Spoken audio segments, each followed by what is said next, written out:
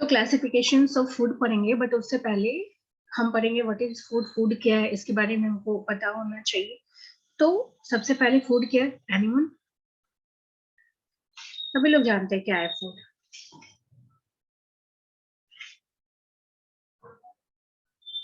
आवाज आ रही है ना मेरी?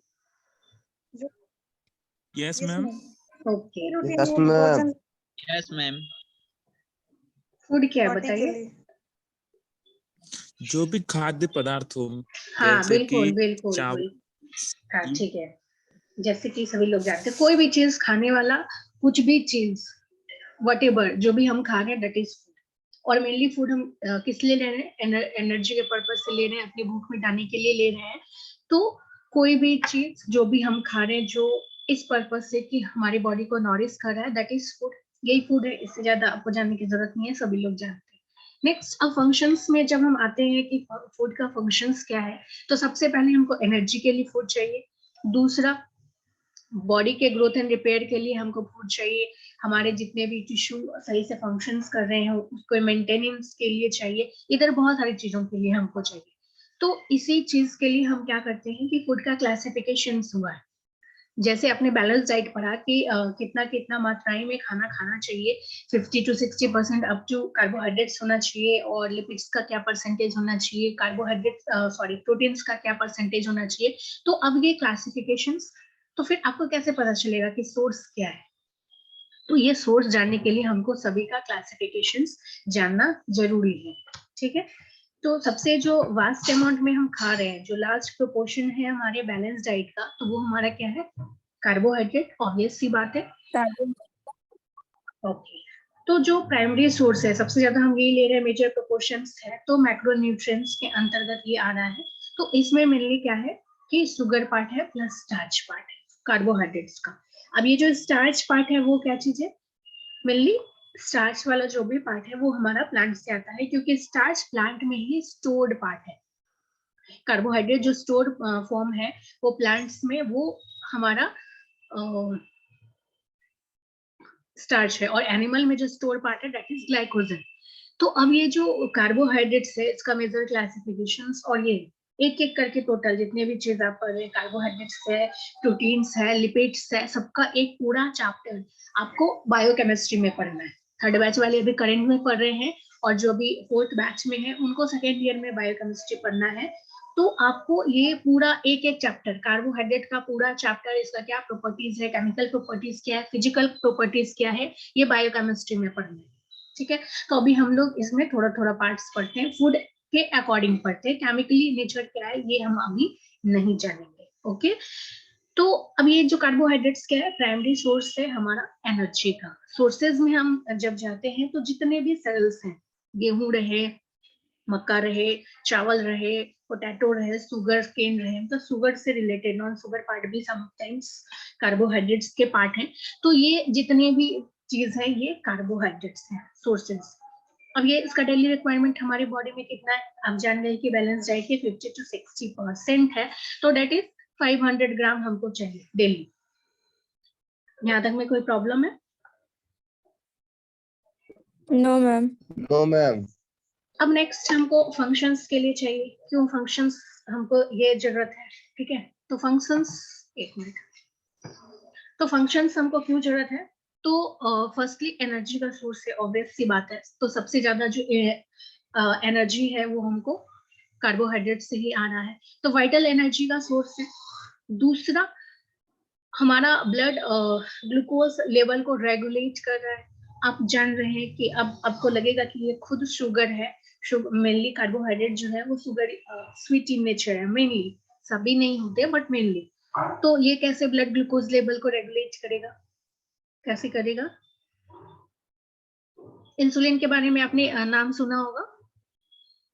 तो आपके बॉडी में जैसे ही बहुत ज्यादा अमाउंट में बढ़ने लग जाता है शुगर, तो इंसुलिन जनरेट होने लग जाता है, फिर उसको क्या बोलते हैं, नॉर्मल करता है। इसके जस्ट विपरीत में इन पेंक्रियास का ही एक और एंजाइम्स है ग्लूकागोन। वो हमारे बॉडी में क्या करता है कि जैसे ही हमारे बॉडी में ग्लूकोज कम बनने लगता है तो वो ग्लूकोज का प्रोडक्शन करने लग जाता है।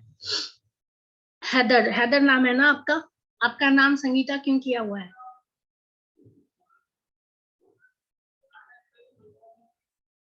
आप अपना नाम अपना अकॉर्डिंग में रखिए, जो आपका खुद का नाम है। आप लोग अपना नाम में अपना नाम डालेंगे, टीचर्स का नाम नहीं डालेंगे। Yes, ma'am.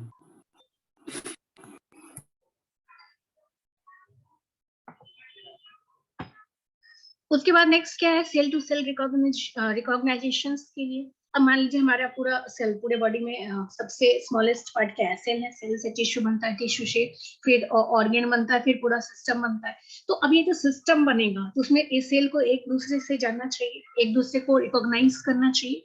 तो अब ये रिकॉग्नाइज कैसे करता है, तो वो ग्लाइकोप्रोटीन और ग्लाइकोलिपिड्स के कारण करता है। तो अब ये जो ग्लाइको पार्ट है, दैट इज ग्लाइकोजन। तो ग्लाइकोजन क्या है, कार्बोहाइड्रेट्स का पार्ट है। तो सेल टू सेल रिकॉग्निशन में भी काम कर रहा है। उसके बाद क्या है कि शॉक एब्जॉर्बर है। जैसे कि मान लीजिए अचानक से कोई आपको धक्का मार दिया, तो अचानक से आप क्या करेंगे, ऐसा नहीं है कि आपका हड्डी टूटने लग जाता है, ऐसा कुछ वाइटल चीज नहीं होने लग जाता है तुरंत में। अगर झटका मारा तो हमारा बॉडी उसको रेसिस्ट करने की पहले कोशिश करता है, ठीक है। अगर आप में कम है तो फिर आप गिर भी जाएंगे, बट फर्स्टली हमारा बॉडी क्या करता है कि उस चीज को रेसिस्ट करने की कोशिश करता है।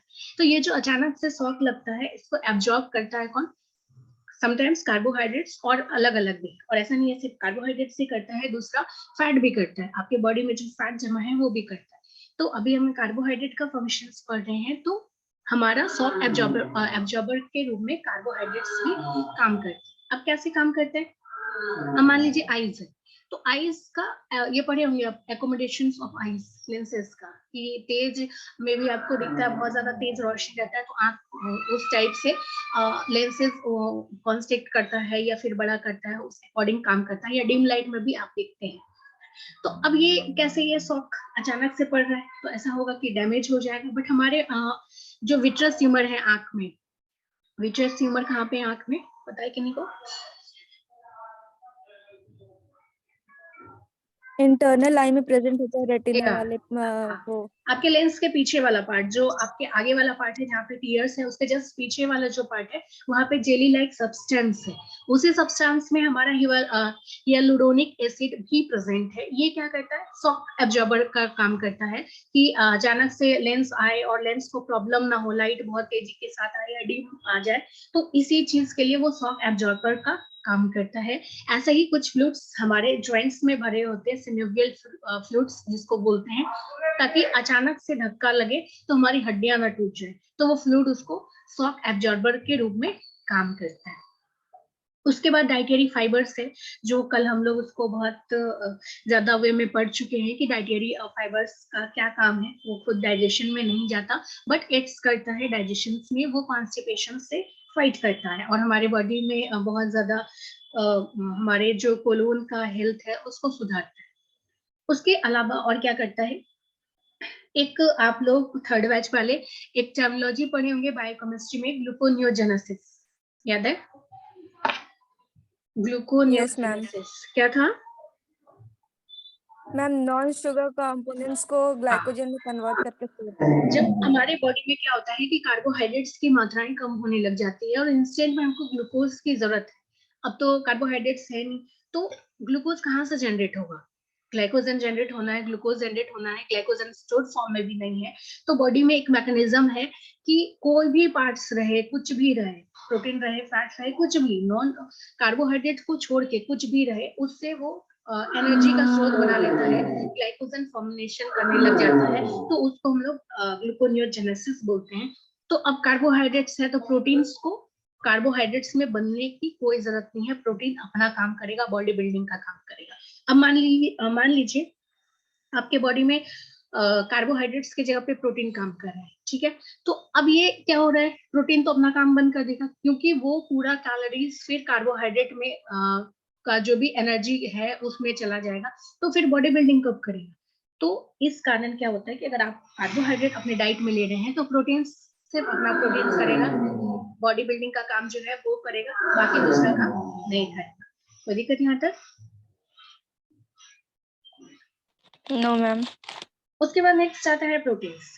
तो प्रोटीन्स का मेनली काम क्या है, बॉडी बिल्डिंग फूड के बारे में हम जानते हैं इसको, ये जानते हैं ना, कार्बोहाइड्रेट्स को growth and energy, repair. Energy giving food बोलते हैं, प्रोटीन्स को हम लोग बॉडी बिल्डिंग फूड बोलते हैं। तो बॉडी को बिल्डअप कर बॉडी रहा है, बिल्डिंग बॉडी बिल्डिंग फूड।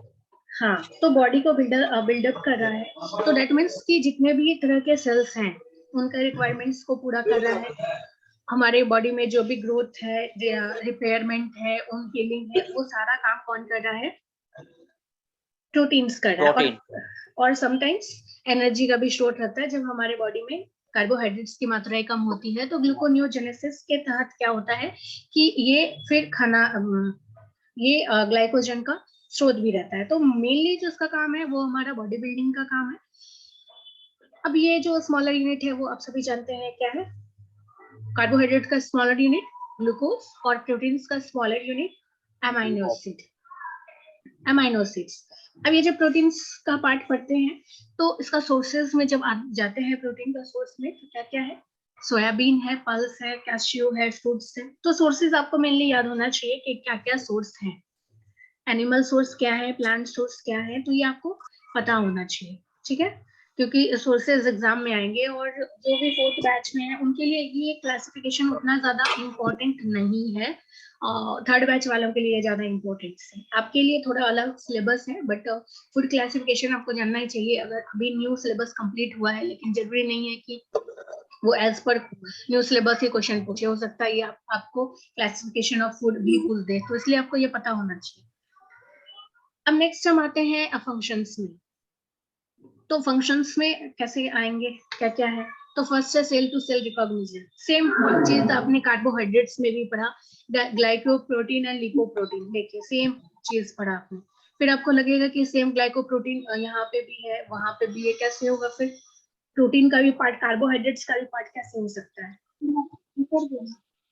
कैसे हो सकता है क्योंकि मैम उसमें ग्लाइकोजन के साथ प्रोटीन भी प्रेजेंट है और लिपिड्स के हाँ, साथ प्रोटीन भी प्रेजेंट है। ये आपने पढ़ा होगा कहाँ? प्रोटीन्स में, क्लासिफिकेशंस ऑफ प्रोटीन्स में पढ़ा होगा। एक तरह का प्रोटीन है जिसको हम लोग कंजुगेटेड प्रोटीन्स बोलते हैं। डिराइव्ड प्रोटीन नहीं, conjugated protein. Yes ma'am, derived में प्रोटीन सब प्रोटीन। हाँ, तो कंजुगेटेड प्रोटीन जिसमें प्रोटीन किसी और चीज के साथ जुड़ रहा है उसी को हम लोग कंजुगेटेड बोलते हैं, किसी चीज से जुड़ा हुआ। तो अब वो प्रोटीन किससे जुड़ा हुआ है? तो यहाँ पे ग्लाइको से जुड़ा हुआ है और लिपो से जुड़ा हुआ है। मतलब लिपो लिपिड से जुड़ा हुआ है या ग्लाइको से जुड़ा हुआ है। तो लिपिड्स फैट्स वाला पार्ट हो गया और ग्लाइको हमारा क्या हो गया? ग्लाइकोजन। तो अब ये यहाँ पे लेकिन प्रोटीन प्रेजेंट है। कार्बोहाइड्रेट्स। दोनों, हाँ, ये दोनों क्या है कि दो चीज से मिला हुआ है, तो इसीलिए ये दोनों जगह पे लगेगा। ये लिपिड्स में भी लगेगा। तो सेल रिकॉग्निशंस में पहला फंक्शन है। दूसरा, आप हैप में मसल कॉन्ट्रैक्शंस पढ़े होंगे या इवेंट 12th में भी आप मसल कॉन्ट्रैक्शंस पढ़े होंगे। तो कॉन्ट्रैक्शंस में मेजर प्रोटीन रहता है एक्टिन और मायोसिन। तो इन्हीं दोनों के कारण क्या होता है कि हमारा मसल कॉन्ट्रैक्ट करता है और जैसे ही कॉन्ट्रैक्ट करेगा फिर मूवमेंट में आएगा। मसल कॉन्ट्रैक्शंस नहीं होगा तो आप मूवमेंट में नहीं आएंगे। उसके बाद ब्लड क्लॉटिंग है। तो थ्रोम्बिन और फिब्रिनोजेंस है, 2 टाइप्स ऑफ प्रोटीन्स जो ब्लड क्लॉटिंग में हेल्प करता है। अगर आप मान लीजिए आपका बॉडी में क्लॉटिंग नहीं होगा, हाथ कट गया और आपका क्लॉट नहीं हो रहा है, क्या होगा? क्या होगा? खून बहते रह जाएगा, अब मर ब्लड लॉस जाएंगे। ज्यादा हो बस जाएगा बॉडी में। सिंपल, ज्यादा नहीं, वो बस रुकेगा ही नहीं, क्लॉट ही नहीं हो रहा है, फिर अब मर जाएंगे ना। सारा ब्लड निकल गया और क्लॉट नहीं हुआ आपके बॉडी में। तो सिंपल हल्का सा कटने पे भी आप क्या हो सकता है कि आपका दिक्कत हो सकता है बॉडी में, ठीक है? जिनका भी वीडियो ऑन है वीडियो ऑफ कीजिए, मेरा स्क्रीन ब्लिंक कर रहा है। नीरज वीडियो ऑफ कीजिए।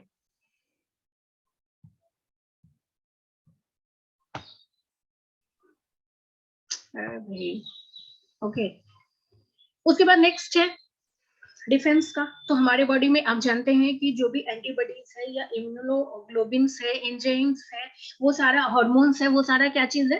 प्रोटीनियस इन नेचर है। Obvious, proteinaceous in nature. ये सारे एंजाइम्स वगैरह आपने पढ़ा होगा, हार्मोन्स के बारे में पढ़ा होगा। तो ये सारा क्या है? क्या है? प्रोटीनियस इन नेचर है ना, सभी का नेचर प्रोटीनियस है। तो एंटीबॉडीज Yes, ma'am. और इम्यूनोग्लोबिन्स जो भी है वो हमको इम्यूनिटी प्रोवाइड करते हैं। तो अब क्या प्रॉब्लम है ये नीरज यादव को? वीडियो ऑफ कीजिए नीरज। भगवान, आवाज जा रही है नीरज कुमार? वीडियो ऑफ कीजिए।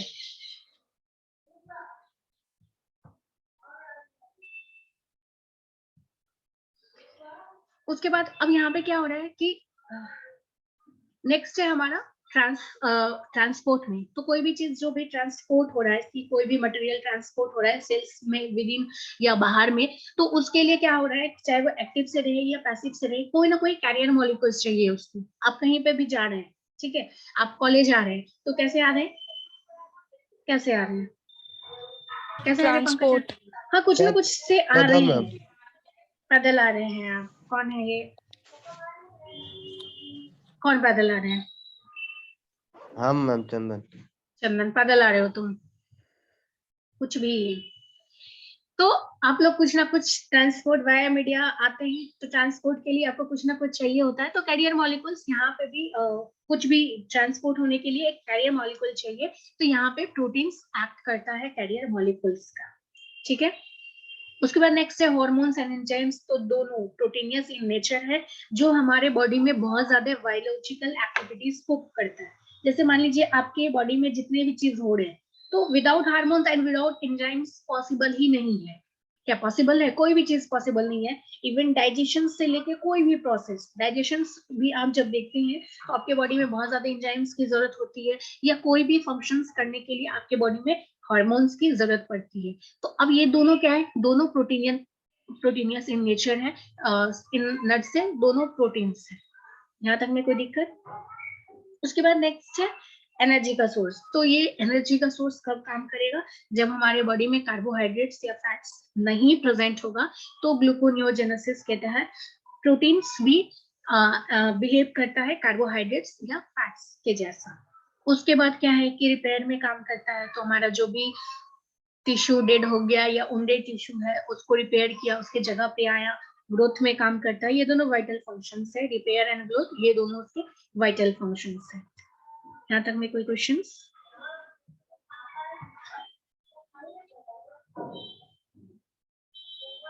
कोई क्वेश्चन? No ma'am. उसके बाद नेक्स्ट है लिपिड्स। तो जितने भी तरह के ऑयल्स हम खा रहे हैं, जितने भी तरह के फैट्स हम खा रहे हैं, वो सारा क्या है, लिपिड्स। लिपिड्स का एग्जाम्पल है। तो अब ये लिपिड्स में क्या है कि जनरली फैट जो रहता है वो हमारा सॉलिड रहता है रूम टेम्परेचर्स पे, और लिक्विड रहता है, ऑयल्स जो होता है वो लिक्विड होता है हमारे रूम टेम्परेचर्स पे। तो ये चीज आपने लिपिड्स वाले चैप्टर्स में पूरे डिटेल्स में पढ़ा होगा, ये बायोकेमिस्ट्री का ही है। उसका क्या केमिकल नेचर है, अनसैचुरेटेड फैट है, सैचुरेटेड फैट है।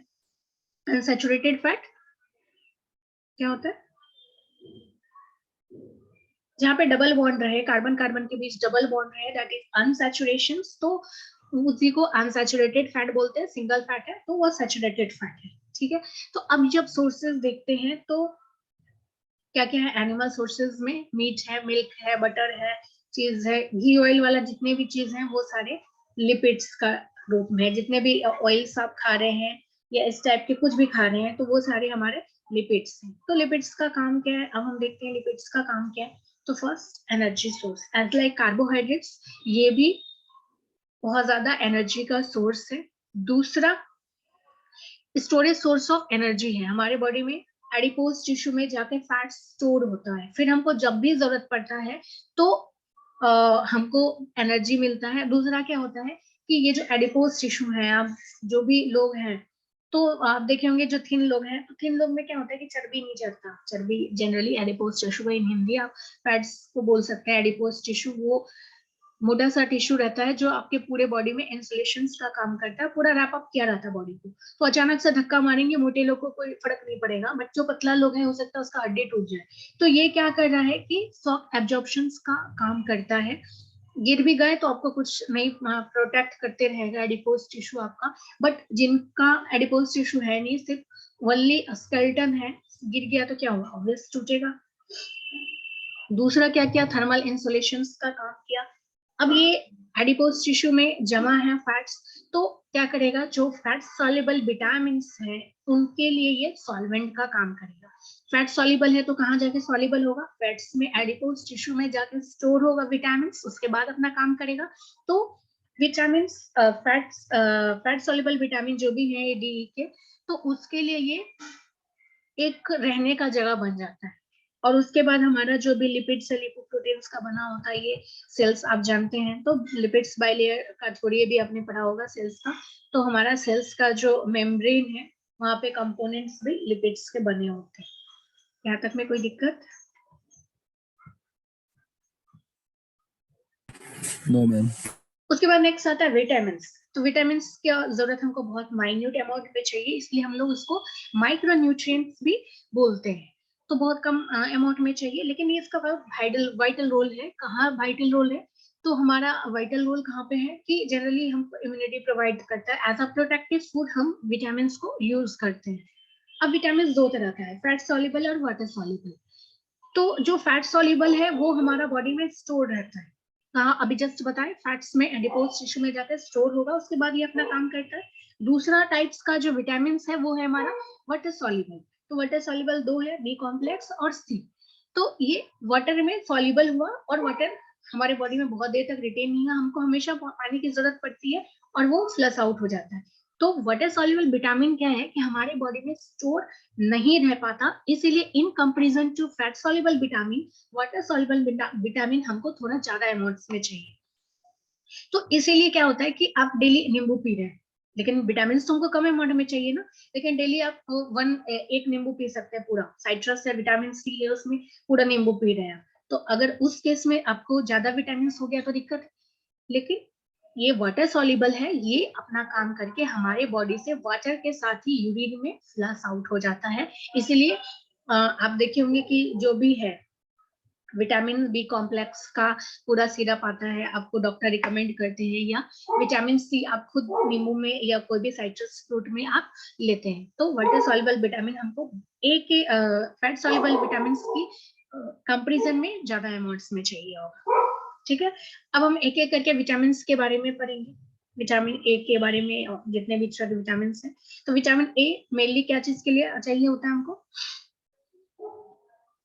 आई हेल्थ को अच्छा सही करने के लिए। हाँ, मेनली आईज के लिए रहता है, स्किन के लिए भी रहता है, समटाइम्स ग्रोथ के लिए भी रहता है, और कभी विटामिन ए के लिए हमको उन सबसे भी बचाता है। तो सोर्सेज हम देखेंगे, तो सोर्सेज फिश, सबसे ज्यादा सोर्स हम लोग कैरेट में जानते हैं, ग्रीन लीफी वेजिटेबल्स है, टोमेटो है, पपाया है, वगैरह वगैरह, ये सब में विटामिन ए है। तो आपको सोर्सेज याद करना पड़ेगा।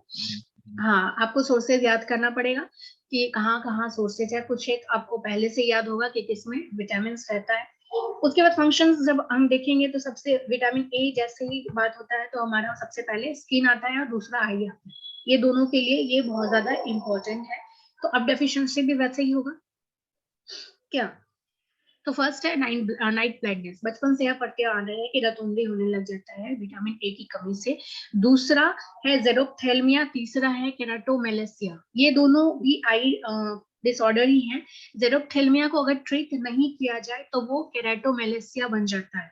अब जेरोप्थेल्मिया क्या है कि जैसे विटामिन ए नहीं होगा आपके डाइट्स में, आप बहुत दिन से डेफिशिएंट जा रहे हैं विटामिन ए का डाइट में, तो आपका क्या होगा कि आई ड्राइनेस होने लग जाएगा। जस्ट इमेजिन कि अगर आपकी आंख में पानी ना हो तो क्या होगा? क्या होगा मैम? आई कॉन्ट्रैक्ट नहीं होगा और बहुत ड्राई ड्राई होगा। हाँ, बहुत ज्यादा ड्राई होने के बाद क्या होगा कि वो जो ड्राइनेस का कंडीशन है उसको ही हम लोग जेरोप्थेल्मिया कहते हैं। जैसे ड्राई होने लग जाएगा तो सबसे पहले तो प्रोटेक्शन आपका आईज का चला गया, क्योंकि जो कोई भी माइक्रोबियल चीज आया और वो जस्ट आपके आई के कांटेक्ट में है तो टीयर्स के कारण ही वो सारा फ्लश आउट हो जाता है हमारे आंख से ऑटोमेटिक। तो पहला वो चीज नहीं हुआ। दूसरा क्या हुआ कि हमारा लेंसेस में फिर ओपेसिटी होने लग जाता है, क्लाउडिंग होने लग जाता है, उसके ऊपर कुछ जमा होने लग जाता है, तो उसी चीज को हम लोग केराटोमेलेशिया बोलते हैं। तो ये दोनों बीमारी एक साथ ही होता है। अगर जेरोप्थेल्मिया को आपने ट्रीट नहीं किया बहुत दिन तक तो ये आगे चल के केराटोमेलेशिया हो सकता है आप ब्लाइंड हो जाए। उसके बाद ग्रोथ के लिए चाहिए, तो अगर ग्रोथ विटामिन ए नहीं मिलेगा तो ग्रोथ रुक जाता है। यहाँ तक में कोई दिक्कत है? उसके बाद नेक्स्ट आता है विटामिन डी। तो विटामिन डी सबसे ज्यादा कहाँ से मिलता है हमको, ऑब्वियस हम जानते हैं सनलाइट से मिलता है। तो सनलाइट से क्यों मिलता है, क्योंकि सनलाइट एक तरह के क्या बोलते हैं कि एक्टिवेटर्स का काम करता है। एक को कैल्सीफ्लोल में बदलने का काम करता है। कैल्सीफ्लोल ही हमारा विटामिन डी है, इसलिए हम लोग सनलाइट को सोर्स मानते हैं। और दूसरा सोर्सेज क्या है, फिश है, मीट है, लिवर है, ये आप याद करेंगे क्या क्या सोर्स है वो आपको याद करना पड़ेगा। अब फंक्शंस क्या करता है, तो मेनली ये क्या करता है कि हमारी हड्डियों को मजबूत करता है। फास्फोरस एंड कैल्शियम का एब्जॉर्प्शन या मेटाबॉलिज्म्स में हेल्प करता है।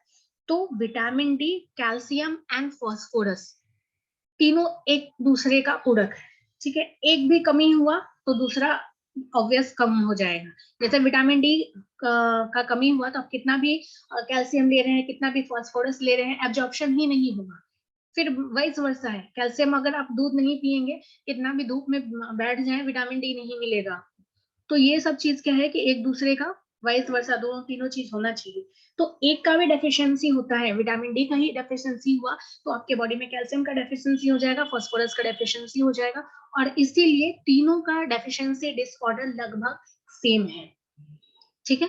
तो अब कैल्शियम का कमी हो जाएगा तो हमको बोन और टिथ के लिए मेनली चाहिए कैल्शियम, फास्फोरस दोनों हमको बोन एंड टीथ के नॉर्मल ग्रोथ के लिए और हेल्दी दोनों के लिए हमको चाहिए। तो अब विटामिन डी का डेफिशिएंसी कहाँ जाएगा, ऑब्वियस टीथ में जाएगा। कैल्शियम वहां पे रहता है, दांत झड़ने लग जाएगा आपका। दूसरा क्या होगा कि आपका जो बोन्स है वहां पे प्रॉब्लम होने लग जाएगा, ब्रिटल होने लग जाएगा। तो फर्स्ट बीमारी जो है वो है रिकेट्स, दूसरा है ऑस्टियोमलेशिया, ऑस्टियोपोरोसिस, बहुत सारी बीमारी होती है, बोन्स डिसऑर्डर्स। तो रिकेट्स क्या है, रिकेट्स कहाँ होता है, चाइल्ड्स में होता है मैम, बोन सॉफ्ट हो जाता है बहुत हाँ ज्यादा। बोन सॉफ्ट हो जाता है। तो जैसे आप पैर रिजिड रख रहे हैं, वो लोग बोर्ड टाइप के रखते हैं, मतलब इस टाइप के पैर हो जाते हैं उनके।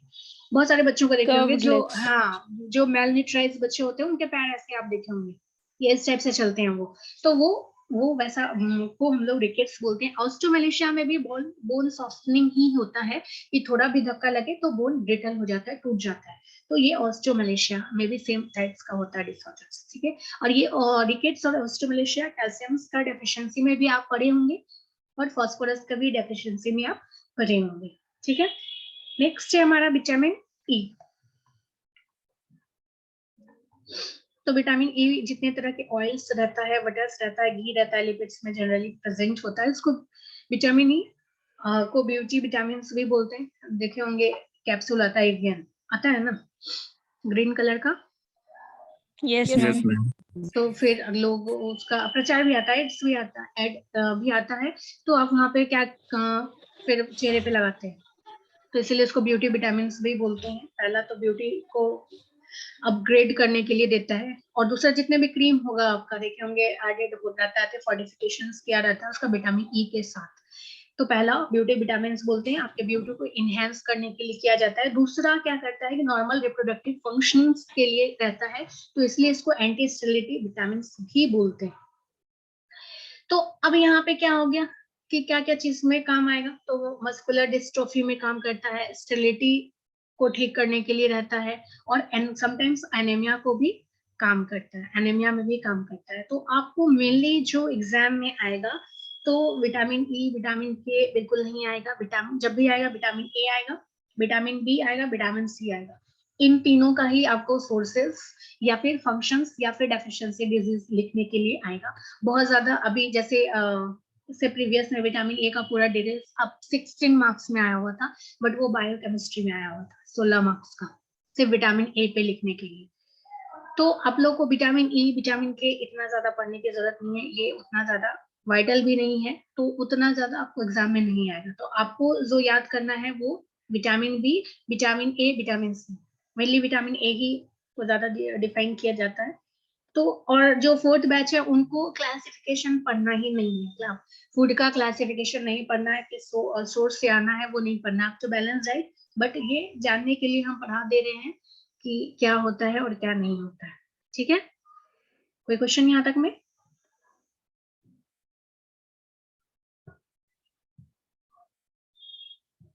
उसके बाद नेक्स्ट है विटामिन के। तो विटामिन के का नाम जब से भी आता है तो वैसे हमको कैसे क्या पता चलता है कि ब्लड क्लॉटिंग का, आवाज आ रही है ना मेरी? Yes, ma'am. तो Yes, विटामिन ma'am. ओके, तो सोर्सेज आप याद कर लेंगे। विटामिन के का मेन काम कहाँ पे रहता है? ब्लड क्लॉटिंग में। ब्लड क्लॉट का जो भी क्लॉटिंग फैक्टर्स है, तो बहुत सारा क्लॉटिंग फैक्टर्स है, 12-13 क्लॉटिंग फैक्टर्स है, तो उसमें कुछ क्लॉटिंग फैक्टर्स के सिंथेसिस में इसका काम आता है। तो जैसे ही हाथ कट गया तो विटामिन के कारण वो क्लॉट कर जाता है हमारा, तो इसलिए इसको हम लोग एंटी हेमरेजिक विटामिन भी बोलते हैं। तो अब ये कहाँ पे काम करेगा? जैसे ही इसका मतलब, तो इसका डेफिशिएंसी कहाँ होगा? तो जैसे ही विटामिन के आप नहीं लेंगे तो आपके बॉडी में क्लॉटिंग फैक्टर नहीं होगा।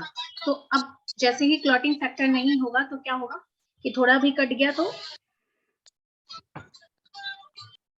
आप लोग म्यूट किया कीजिए, जैसे क्वेश्चन करते हैं तभी अनम्यूट हुआ कीजिए, बाकी टाइम म्यूट रहिए। तो जितने भी इसके डेफिशिएंसी है वो कहाँ पे हमको दिखेंगे? तो इसके डिफिशिएंसी हमको कहाँ पे दिखते हैं? जब भी कुछ भी कट रहा है तो क्लॉटिंग फैक्टर नहीं बनाएगा तो हेमरेज होने लग जाएगा या इसी टाइप का चीजें होने लग जाती हैं, ठीक है। और नेक्स्ट है विटामिन बी कॉम्प्लेक्स। तो कॉम्प्लेक्स है तो विटामिन ए, B1, B2 इस टाइप से बहुत सारे हैं, तो वो हम लोग नेक्स्ट डे पढ़ेंगे, ठीक है। कोई क्वेश्चन है? No, ma'am. No ma'am. No, ma'am. Next class में एग्जाम हम लोग का कब होगा मैम? अभी तो फिर से कोरोना आ गया। मैम तो ऐसे ही बूढ़ा हो जाएंगे मैम।